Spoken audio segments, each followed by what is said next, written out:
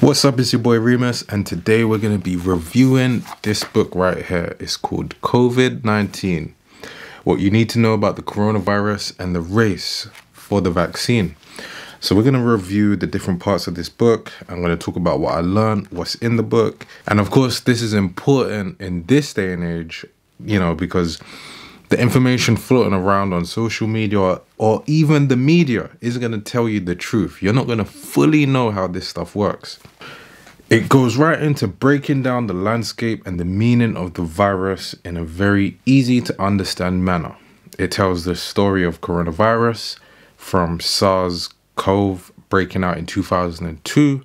But even before that, it was in bats thousands of years ago before it got into us. So it talks about the fact that this coronavirus has been around for a long time. It goes into the history of it and how the timeline of how we got up to this time. But the human coronavirus was first discovered in 1960 with 4 types that cause common cold and 3 that are labeled as deadly. So then it went on to talk about how in 2002, I believe there was the first outbreak of the other types of coronavirus. Then in 2009 or 2011, there was another breakout of the other versions of coronavirus.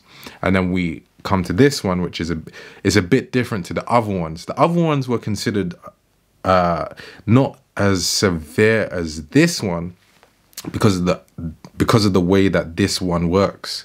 How COVID-19 actually works. The spikes of the COVID-19 virus bind perfectly with the enzymes that are on our cell membrane, and that's the reason why it's so dangerous. It goes on to talk about the rate. So, for example, children barely pass on the virus, which is important to know because, let's say, for example, you have a child and you're thinking of making them wear a mask and all of that stuff. You might want to know that information.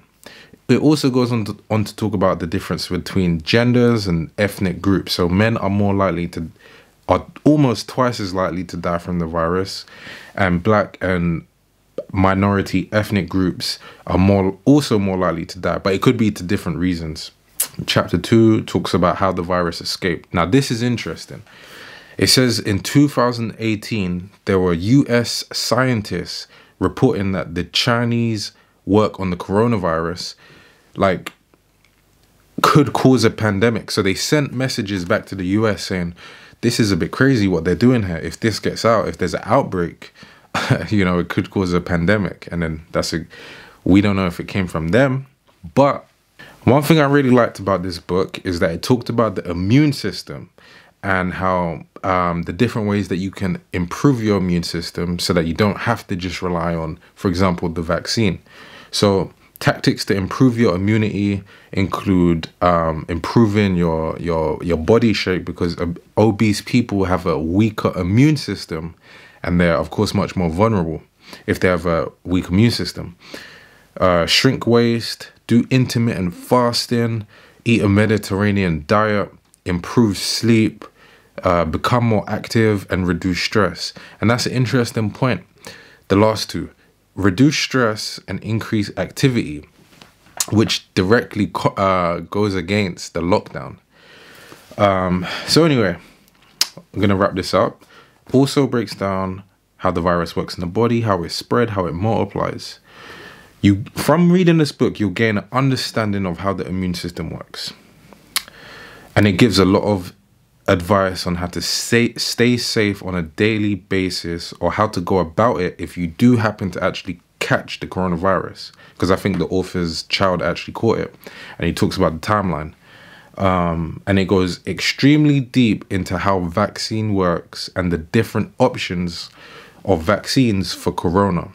So in conclusion, what I would say is this is a good book because the author doesn't really write with a bias. He kind of lets you decide. He gives you the information and then lets you decide what you want to do. And the other pro that I wrote is he gives actionable pieces of information.